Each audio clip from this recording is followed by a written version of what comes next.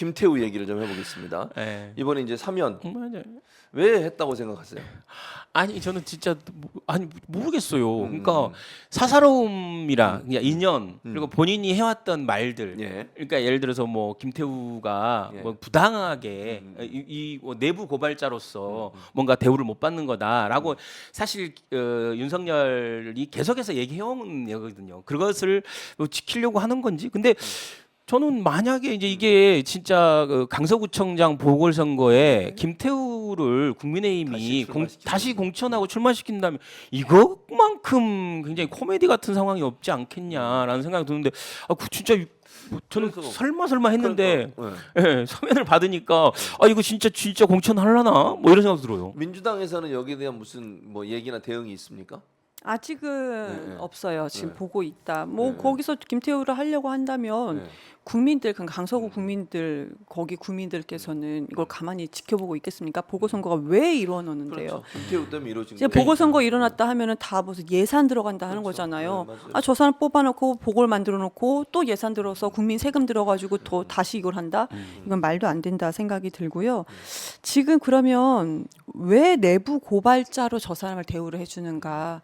저는 윤석열이라는 사람이 진짜 쫑팽이 중에 가장 쫑팽이구나라는 생각이 들어요. 왜 그러냐면 이 내부 고발 누구 했어요? 조정관, 조국 전 장관 관련돼서 내부 고발이에요. 그렇죠.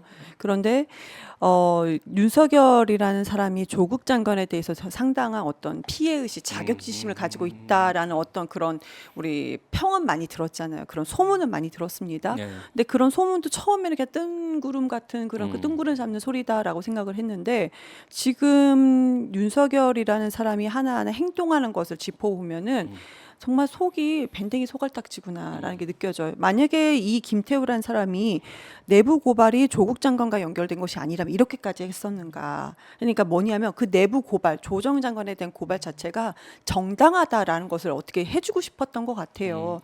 그리고 강서 국민한테 선택을 받든 세금이 얼마나 들어가든 이것이 이 사람이 떨어지든 안 떨어지든 만약에 여기서 떨어지잖아요. 그러면은 김태우라는 사람이 무능해서 떨어진 거예요. 대통령이 무능한 게 아니거든요. 그렇게 충분히 얘기할 수 있습니다. 그래서 지금 오로지 아직도 조국 장관의 이번에 이제 조민 관련돼서도 그러면 기소되는 걸 그런 걸 보면은 조국 장관에 대해서는 자격지심을 여전히 가지고 있구나라는 것이 보여집니다. 네, 어쨌든 김태우 문제는 좀 이제 살아있는 이슈니까 어떻게 네. 진행되는지 좀 봐야 될 것 같아요. 네. 그러나 분명한 사실은 본인이 했다는 공익제보의 많은 부분은 인정 안 한 부분이 많아요. 법원이 나중에 법원에서요. 부분에 개인적인 그렇죠. 내용이 범죄에 연관돼서 그렇게 된 거지 네. 공익제보 때문에 된 거 아니라는 네. 거 분명히 네. 말씀을 드리고요. 그리고 이제 마지막으로 이동관 얘기는 안 할 수가 없는데 오늘 보니까 대통령도 지금 보니까요. 지금 방통위가 3명이잖아요. 그렇죠. 3명인데 그 2명은 지금 여당이고요. 한 네. 명만 김현희 네, 의원만 네. 야당인데 거기서 회의를 열어가지고 KBS 이사장 해임 건의안을 대통령한테 올렸어요. 왜냐하면 해임권이 이사장이 대통령한테 그렇죠. 있어요. 그렇죠. 근데 그리고 나서 이제 해임권이 있는 박문진 그리고 EBS는 바로 방통위가 해임할 수 있거든요. EBS의 정미정 이사를 해임하고 네, 이사. 그 다음에 박문진의 권태선 이분도 권태선 출석시켜서 이사장. 네. 이제 절차를 들어간 것 네, 같고 네. 그럼 이렇게 되면 이제 KBS 이사는 이미 한 명을 잘랐어요. 그렇죠. 이미 네. 이사장까지 바꾸게 되면 숫자가 이제 역전이 돼요. 역전이 되는 거죠. 네, 네. 5대 4로. 5대 4로. 그런 상황이 돼버리는 거고 그 다음에 5대 4가 아니지 6대 5 네. 죄송합니다 6대 5 6대 11명이에요 KBS는 박문진 같은 경우도 권태선 이사장하고 지금 김기중인가 뭐 김 무슨 중이세요 이분 이제 이 두 사람을 잘라내려고 하거든요 이 두 사람은 방통위가 자체적으로 하면 자를 수 있어요 그냥 거긴 대통령과 할 필요도 없어 그러니까 KBS 이사는 대통령 임명권을 갖고 있지만 박문진 이사는 방통위가 갖고 있어요 그러니까 방통위가 언제든 원하면 자를 수 있는데 다음 회의 때 아마 해임을 할 것 같아요 네. 이렇게 되면 이제 이사가 완전히 바뀌어요. 그러면 이제 방송국 사장들이 바뀌게 되고 그러면 방송국 사장들이 이제 친정부적인 사람이 들어갈 가능성이 높고 그렇게 됐을 때 이제 방송국 장악 시나리오가 완성이 된다고 볼 수 있을 텐데 이런 이제 이동관 18일 날 지금 청문회 하잖아요. 그리고 나서 임명이 될 것 같은데 뭐 아마 반대도 임명할 거예요. 민주당은 당연히 그럼요, 반대할 거고 그럼요. 그런 상황에서 그러니까 이동관이 들어오기 전에 이 소위 손에 피 묻히는 일들을 다 김효재 대행이 하고 김효재 대행은 지금 보니까 또 어떤 지라시야 이거는 지라시 언론진흥재단 이사장 물망에 오르고 있어요. 김효재가요? 끝나고 나면 28일 날 임기가 끝나요. 정윤현 얘기도 네, 있어요. 원래 정우는 얘가 있었는데 이제 일각에서 이건 지라시라고 분명히 제가 말씀드린 의혹이에요. 이 사람이 너무 열심히 하잖아. 지금 맞아요, 맞아요. 왜냐면 나중에 법적 책임도 져야 돼요. 오버하는 이러다가 거죠. 오버. 나중에 이러다가요. 진짜 맞아요. 정권 바뀌면 이거 불법이라고 그래서 맞아요. 법적 이 책임도 절차적 질 수- 예. 그 이동관이 와서 하면 이동관이 이거 다 책임져야 되거든. 그렇죠, 그렇죠, 근데 그렇죠. 본인이 이렇게 하는 게 그런 것들을 염두에 두고 한 게 아닌가 이런 얘기가 나오고 있다는 거죠.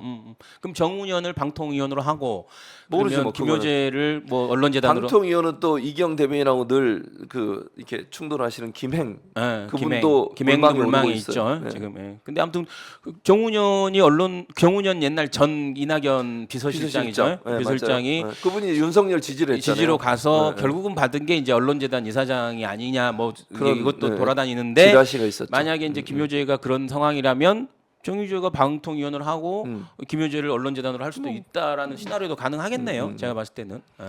근데 이경 대변인이나 민주당 입장에서 이런 이제 방송 장악 시나리오에 대해서 어떤 대응을 할 건지 이제 사실은 두 개 안이 있잖아요. 지난번에는 이제 그렇게 얘기하셨잖아. 예를 들면 그래도 숫자가 적더라도 들어가서 싸워야 된다. 지금도 같은 기조입니까? 어떻습니까? 저는 같은 생각인데요. 솔직히 당은 당은. 지금 무슨 생각인지 저는 모르겠어요. 그래요. 네. 아직 공식적인 입장. 네, 당은 모르겠어요. 무슨 생각이 있겠지요. 근데 당은 저와 다른 생각을 하는 최고위원은 있는 것 같습니다. 네, 그래서 아직 결정된 거는 아닌데 저는 아까 그 이제 정운현 그때 이낙연 캠프에서 공보단장을 맡았나요? 뭐 그렇죠. 국무총리 때 비서실장했고 그렇고 네, 그 이제 캠프에서 그 역할을 주요 제가 역할을 알기로는 이제 공보단장을 맡은 네, 걸로 네, 알고 네, 있고요. 네. 경선 때. 그러면 이낙연 대표님께서 한마디는 좀 해줘야 되지 않나라는 생각이 듭니다. 왜냐하면은 그냥 캠프 때 잠깐 합류한 사람이 아니잖아요. 그럼요. 이낙연의 사람이었습니다. 맞아요. 네. 최측근이죠. 그렇죠. 근데 윤석열을 지지 선언할 때도 침묵하셨어요. 그럼 지금은 하지 말라든지 뭐 아니면 비판을 한다든지 아니면 이 책임을 본인이 진다든지 뭔가 발언은 하셔야 돼요. 책임까지 뭐 진다 말씀은 당연히 안 하실 거예요. 그래도 민주당의 비판은 뭐 받기도 하지만 민주당의 대선 후보셨고 민주당의 이제 대선 경선 후보셨고 민주당 당대표 아니셨습니까? 그럼 여기서는 너무 침묵해서는 안 된다라는 생각이 듭니다. 근데 윤석열 정부에서는 그때 검사 중앙지검장 시절 때 이거에 대해서 또 2017년도 또 수사를 했었잖아요. 언론 보도에 많이 나왔었고, 그러니까 수사 뭐 MBC 방송 장악도 그래서 탑에다가 뭐 홍보수석실 딱 두고 자청용 500호처럼 국정원 방송통신위원회 이런 장악도도 다 나왔잖아요.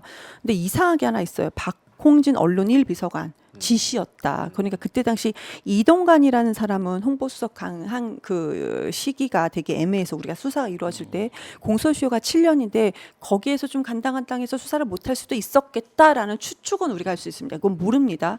그렇지만 박홍신 언론 1비서관의 지시로 지금 방통위 그 홍보수석실 직원들이 이렇게 얘기를 하고 있잖아요. 근데 이상하게 이 사람에 대한 소환도 하지 않았었어요. 윤석열 그때 중앙지검장 시절에.